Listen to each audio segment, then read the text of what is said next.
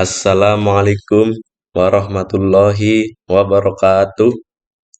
Perkenalkan, nama saya Faisal Agil Muzaki, NIM 2141104020032 dari kelas 1 Pendidikan Agama Islam D. Di sini saya akan menjelaskan sedikit tentang konsep dasar pendidikan moderasi Islam untuk memenuhi tugas UTS mata kuliah Pendidikan Moderasi Islam. Langsung saja, mengapa perlu ada moderasi Islam? Moderasi Islam sangat diharapkan dapat memberikan solusi dengan karakter cara beragama yang ditawarkan menjadi solusi. Moderasi Islam tidak berarti bahwa posisi netral yang abu-abu, tidak juga berarti bahwa moderasi Islam diidentik dengan paradigma Barat yang cenderung memperjuangkan kebebasan yang kebablasan. Akan tetapi, moderasi Islam yang dimaksud adalah nilai-nilai universal seperti keadilan, persamaan, kerahmatan, keseimbangan yang dimiliki oleh agama Islam yang memiliki akar sejarah yang kuat dalam tradisi Nabi dan sahabat. Dakwah dengan moderasi Islam perlu untuk memperkuat negara kesatuan Republik Indonesia. Pasalnya, Indonesia ialah negara yang majemuk, sedangkan Islam mengakui perbedaan itu sunatullah untuk saling mengenal dan bersilaturahmi. Slide selanjutnya ada definisi moderasi Islam. Moderasi Islam dalam bahasa Arab disebut dengan al-wasatiyah al-islamiyah. Al-Qardawi menyebut beberapa kosakata yang serupa makna dengan termasuk kata tawazun, iktidal, ta'adul, dan istiqomah. Sementara dalam bahasa Inggris bisa disebut juga sebagai Islamic moderation. Adapun istilah moderasi menurut Khalid Abu el-Fadl dalam The Great Depth adalah paham yang mengambil jalan tengah, yaitu paham yang tidak ekstrim kanan ataupun ekstrim kiri. Islam moderat atau moderasi Islam berorientasi pada prinsip santun dalam bersikap, berkeadilan dalam memutuskan perkara, berinteraksi yang harmonis dalam masyarakat, dan mengedepankan dialog dan perdamaian serta anti kekerasan dalam berdakwah dan menghindar dari sikap dan pandangan radikal. Di antara banyak terminologi yang muncul dalam dunia pemikiran Islam, terutama dalam 2 dasawarsa belakangan ini, bahkan dapat dikatakan bahwa moderasi Islam merupakan isu abad ini, yang muncul ditengarai sebagai antitesa dari munculnya pemahaman radikal dalam memahami dan mengeksekusi ajaran atau pesan-pesan agama. Dengan demikian, memperbincangkan wacana moderasi Islam tidak pernah luput dari pembicaraan mengenai radikalisme dan dalam Islam. Slide selanjutnya, ada tujuan dan manfaat moderasi Islam. Tujuan moderasi Islam ada 5, yaitu yang pertama, sebagai tujuan pendidikan Islam. Yang kedua, penyampaian nilai moderasi beragama yang terkandung dalam hidden kurikulum dan formulasi moderasi beragama di dalam kurikulum itu sendiri. Yang ketiga, pendidikan profesional yang moderat. Yang keempat, mewujudkan ketentraman dan kedamaian dalam beragama. Dan yang terakhir, mewujudkan ketertiban dalam bermasyarakat. Adapun manfaat dari moderasi Islam yaitu yang pertama ada membangun sikap toleransi dan kehidupan beragama yang rukun dalam kalangan masyarakat. Yang kedua ada menekankan keseimbangan baik dalam kehidupan pribadi, keluarga, masyarakat, dan kehidupan keseluruhan. Yang ketiga, menciptakan dakwah agama Islam sebagai metode penyebarluasan agama Islam. Adapun landasan normatif pada slide selanjutnya, yaitu dalam pendidikan moderasi Islam, landasan normatif yaitu dari ayat Al-Quran dan hadis Nabi Shallallahu Alaihi Wasallam. Dalam Al-Quran ada dalam surat Al-Baqarah ayat 143 yang berbunyi A'udzubillahi minasyaitonirrajim wa kadzalika ja'alnakum ummatan wasata.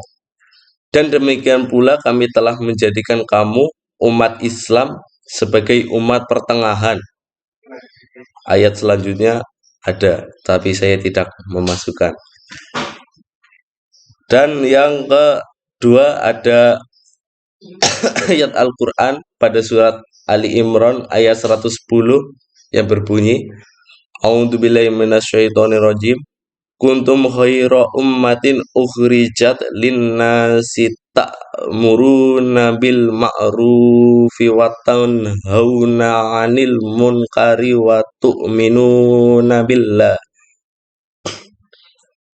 yang artinya kamu umat Islam adalah umat terbaik yang dilahirkan untuk manusia karena kamu menyeluruh dalam artian berbuat yang ma'ruf dan mencegah dari yang mungkar dan beriman kepada Allah. Surat Ali Imran ayat 110.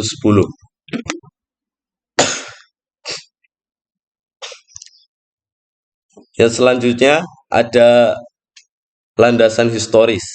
Landasan historis ialah landasan atau acuan suatu persoalan yang bersumber pada sejarah atau peristiwa yang sudah terjadi. Landasan historis yang menjadi acuan moderasi Islam adalah yang pertama, sebuah peristiwa yang terjadi pada zaman Nabi Muhammad SAW, misalnya pengorbanan dan keikhlasan kaum Ansor membantu saudaranya. Namun permasalahan kaum Muhajirin tetap harus mendapatkan penyelesaian agar mereka tidak merasa sebagai benalu bagi kaum Ansor. Di sini tampak nyata pandangan Rasulullah SAW yang cerdas dan bijaksana. Rasulullah SAW kemudian mempersaudarakan antara kaum Muhajirin dengan kaum Ansor. Yang kedua, ada peristiwa yang terjadi pada zaman Khulafaur Rasyidin. Dan yang ketiga, ada peristiwa yang terjadi pada zaman alim ulama. Pada slide selanjutnya, ada prinsip-prinsip moderasi. Di sini ada 5 prinsip moderasi yang saya ambil dari jurnal. Yang pertama itu adalah keadilan atau adalah pengertian adil artinya berpihak kepada yang benar karena baik yang benar ataupun yang salah sama-sama harus memperoleh haknya. Dengan demikian, ia melakukan sesuatu yang patut lagi tidak sewenang-wenang. Makna al-adl dalam beberapa tafsir antara lain menurut At-Tabari, al-adl adalah sesungguhnya Allah memerintahkan tentang hal ini dan telah diturunkan kepada Nabi Muhammad SAW tentang adil, yaitu al-insaf. Allah Subhanahu wa Ta'ala menerangkan bahwa Dia menyuruh hamba-hambanya berlaku adil, yaitu bersifat tengah-tengah dan seimbang dalam semua aspek kehidupan dan berbuat ihsan. Islam menyuruh umatnya untuk berlaku adil dalam segala aspek kehidupan tanpa adanya dikotomi agama dan perbedaan keyakinan. Moderasi Islam merupakan konsep perlakuan adil terhadap setiap orang dengan menjaga dan memelihara hak setiap orang. Menyatakan bahwa perlakuan adil meliputi hal-hal sebagai berikut. Yang pertama, tidak melebihi atau mengurangi daripada yang sewajarnya. Yang kedua, tidak memihak dan memberi keputusan yang berat sebelah. Dan yang ketiga, sesuai dengan kemampuan atau tingkat atau kedudukan.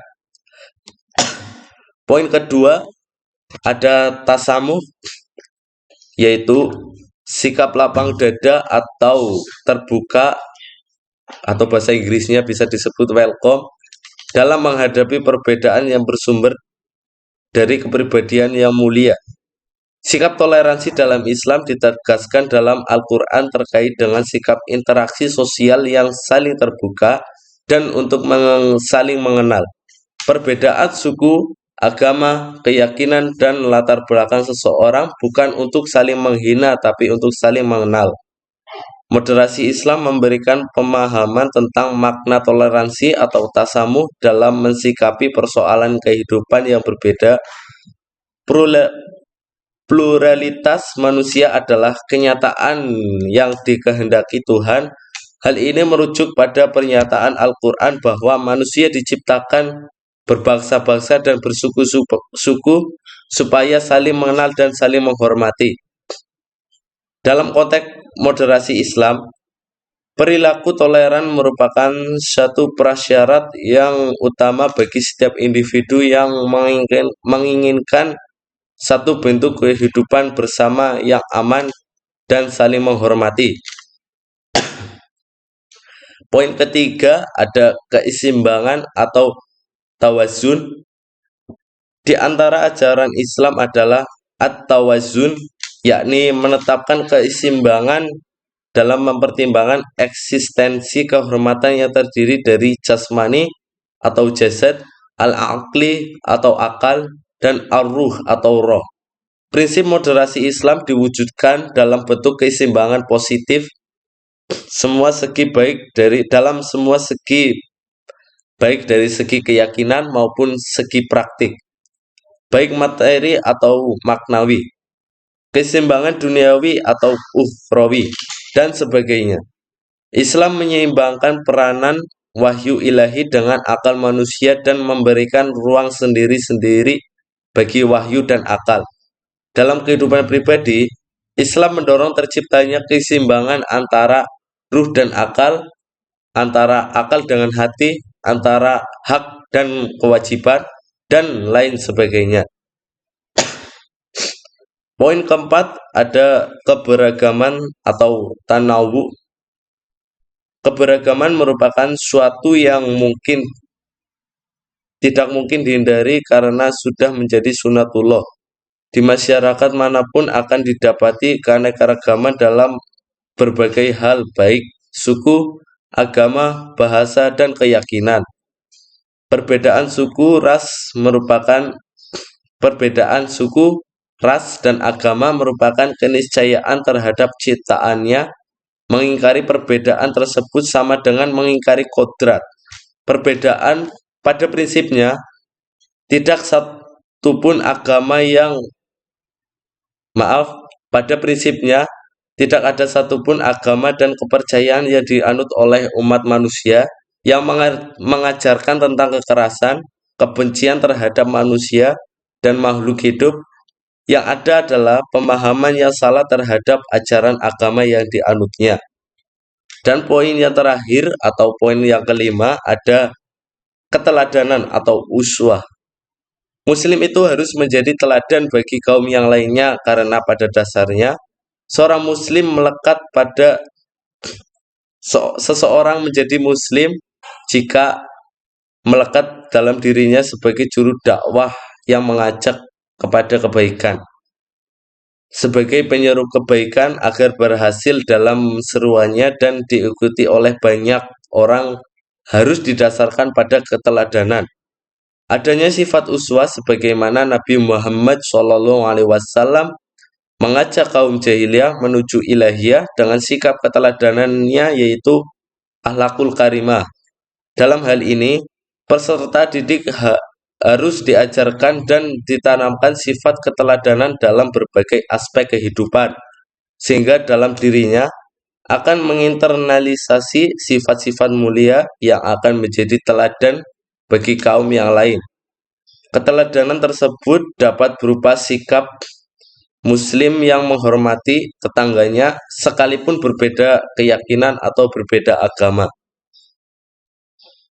Mungkin cukup sekian presentasi singkat dari saya.